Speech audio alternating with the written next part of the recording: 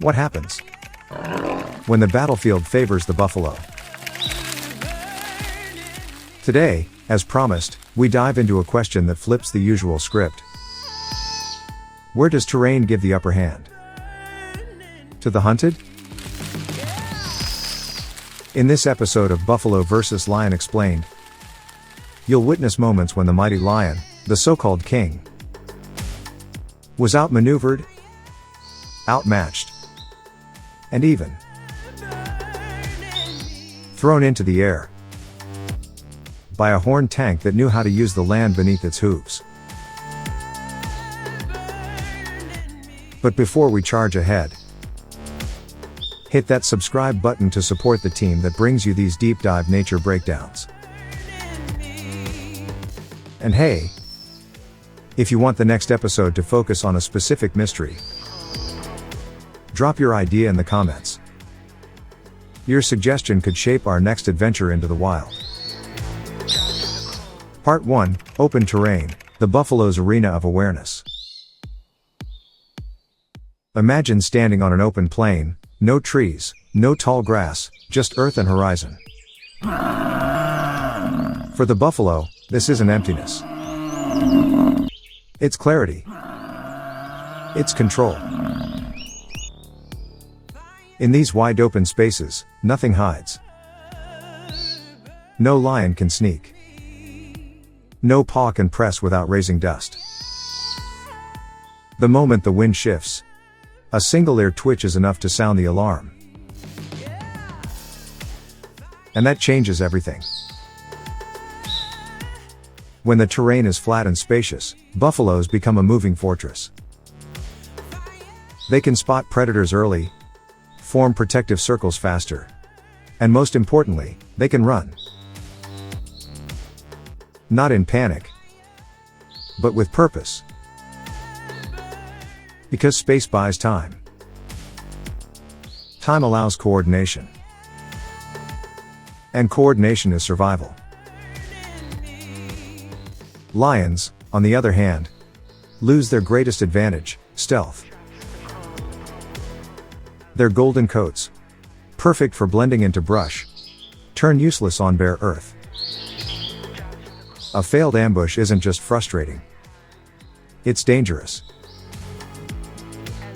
They get exposed, outnumbered, outflanked. That's why, in the open, the hunter hesitates.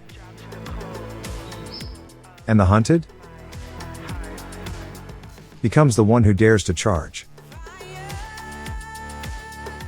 So while it may look like a fair battleground to us, to the buffalo, it's home turf. And on home turf, they fight like kings. Part 2. Mud, swamps and momentum, when the ground fights back. To most predators, mud is a nuisance. To buffaloes, it's an unlikely ally. Picture this. A lion charges at full speed, muscles tense, claws extended. And then, splash. The earth grabs at its paws. Momentum dies. Precision collapses. Because in the swamp, there is no grace. Only struggle. Buffaloes, with their wide hooves and sheer weight, don't sink. They stand. They've evolved for this terrain. Where the lion slips, the buffalo stabilizes. Where the lion slows, the buffalo strikes. And mud does more than slow. It distorts the dance. Lions are ambush experts. They count on swift bursts, a clean sprint, a quick pounce, a sharp end. But in wet ground, there is no clean anything. Every step costs energy. Every leap is a gamble. Now flip the view. Buffaloes, in their element, feel emboldened. They don't run. They brace. They charge. Not just with strength, but with the confidence of knowing the lion is fighting two battles. One against the herd, and one against the ground. So in muddy battlefields, nature flips the script. The predator becomes hesitant. The prey becomes poised. Because in these places, the buffalo doesn't just survive the fight, it controls the terms. Part 3, Open Fields, Open Eyes, where visibility changes everything. In the open grasslands of the savanna, there's nowhere to hide. No tall grass to crouch in. No shadows to slip through. Just sunlight, dust, and the steady watch of 100 eyes. To the lion, this is a problem. Without cover, every movement is telegraphed. Every crouch is spotted. Every flank attempt, anticipated. And when buffaloes see you coming, they don't scatter, they respond. Here, vision becomes a weapon. Buffaloes group tighter, facing outward, forming a shield of horns and muscle. One lion approaching means little. But when every lion is seen, the element of surprise is gone. Lions thrive on chaos. They disrupt, confuse, strike while the herd is scattered. But in open terrain, the herd doesn't break apart, it binds together. It becomes a single, focused force. And the buffalo, now fully alert, turns defense into deterrence. They move not with panic, but with precision. One turns, then another. The entire herd becomes a shifting wall of resistance. In these moments, the predator doesn't just lose its edge, it begins to question its odds. Because without stealth, there is no clean hunt. And on this battlefield, where vision rules and unity amplifies,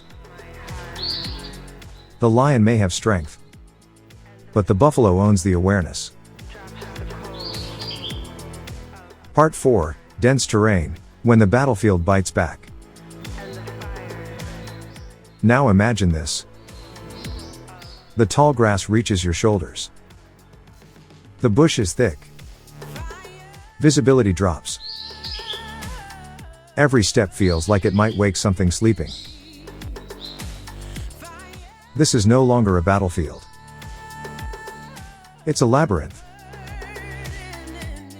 And for lions, it's dangerous in a different way. They move with caution.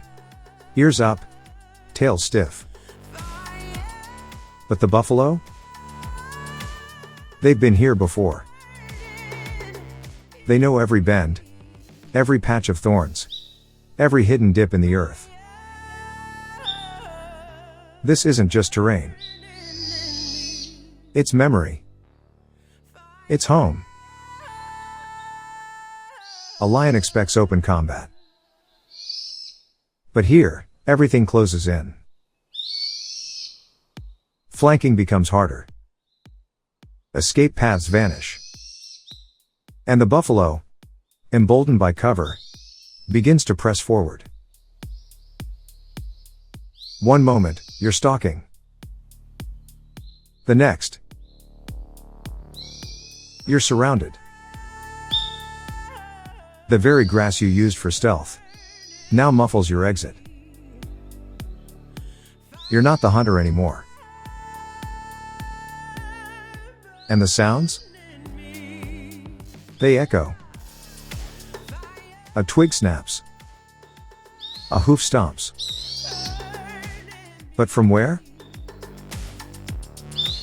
Confusion takes root. Coordination crumbles. And the pride begins to scatter. This kind of ground doesn't favor force. It favors familiarity. In these tangled arenas, it's not the size of the lion that matters. It's the buffalo's knowledge of every corner, every trap. And when the dust settles, one truth remains. When you don't control the terrain, you don't control the fight.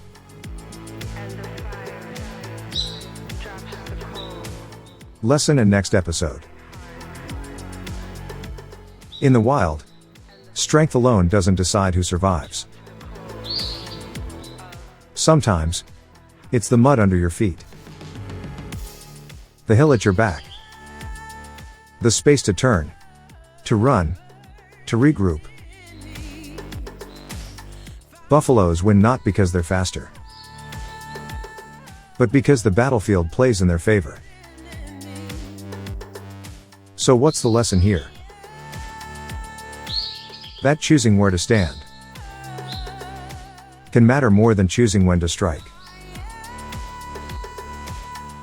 And if terrain shapes the outcome, what about the mind? In our next episode, we ask a deeper question. Do buffaloes actually think like tacticians?